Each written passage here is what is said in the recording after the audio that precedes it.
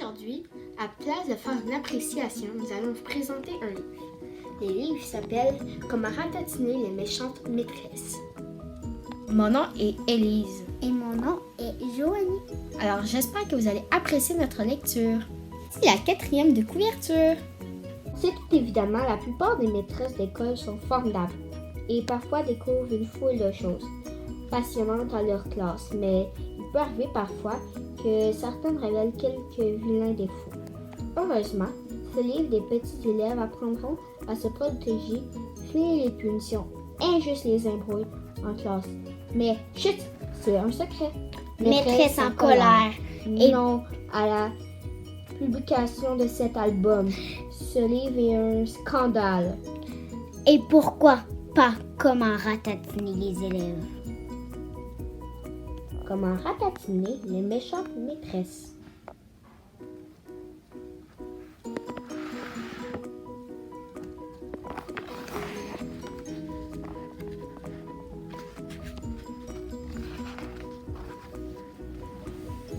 La plupart des maîtresses d'école sont formidables et font découvrir une foule de choses, mais certaines ont quand même quelques petits défauts, comme en retard, s'endort, gênante, super braquée, molle, déprimée.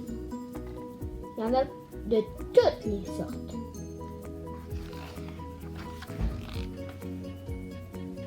Il faut bien reconnaître qu'elles peuvent parfois être pénibles. Par exemple, la maîtresse qui veut absolument que tu restes assis sur ta chaise et qu'il t'empêche de bouger. Elle ne te reste plus qu'à te déplacer avec ta chaise. Ou encore la maîtresse trop sévère qui te donne envie de rentrer d'art à la maison. Pour te donner le courage, tiens fort la main de tes copains.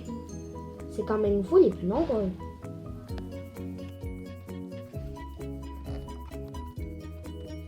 Il y a aussi la maîtresse qui est trop cool et du coup, c'est le bazar dans la classe.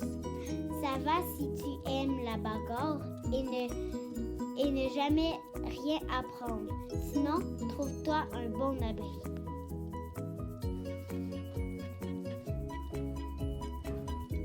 La maîtresse qui se plaint. Vous êtes la pire classe que j'ai jamais eue. Ne prends ça surtout pas trop au sérieux. Elle répète toujours les mêmes phrases à chaque classe. À chaque fois, elle croit qu'elle a la plus mauvaise classe de tous les temps. La maîtresse qui grogne toujours mais qui ne punit jamais son chouchou. Décore lui le diplôme de la maîtresse la plus injuste.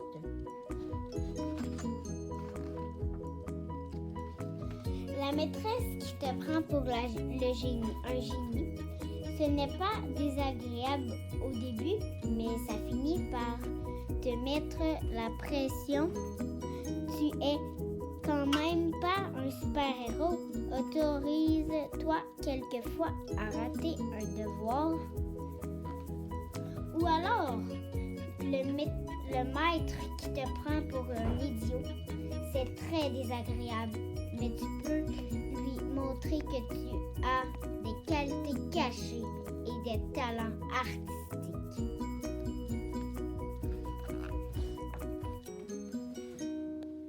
Il y a aussi la maîtresse aux oreilles fichues.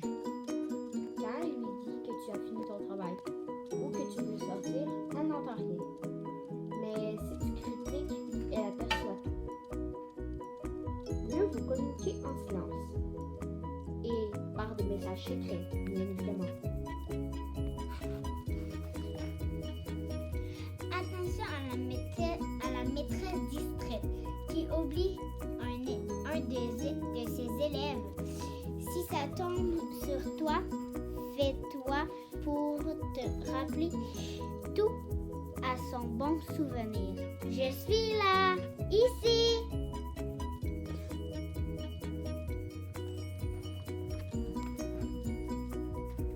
Il y a des maîtresses encore plus terribles. La maîtresse qui crie tout le temps et si fort que ça fait trembler les murs.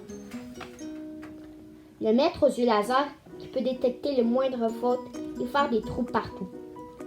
La maîtresse qui parle en une langue inconnue. Pas étonnant que je comprends rien en classe. Ne parte pas à l'école sans ton kit de survie. Bouchon à oreille, dictionnaire, manuel de magie, bouclier anti-laser.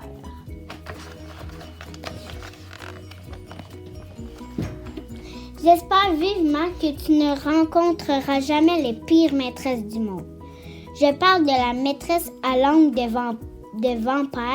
vipère, qui dit des méchancetés aux enfants. Gros patapouf, débile, nul et irrécupérable. Et de la maîtresse dragon qui gronde, crache du feu et adore distribuer d'horribles punitions.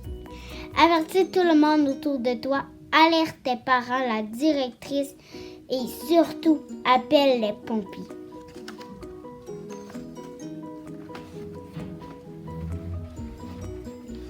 Si enfin elle a fini par quitter l'école, tu pourras peut-être devenir maîtresse à la place de la maîtresse.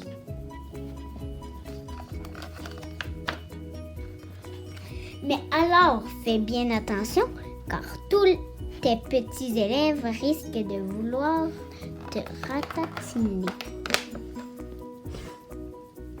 Fin.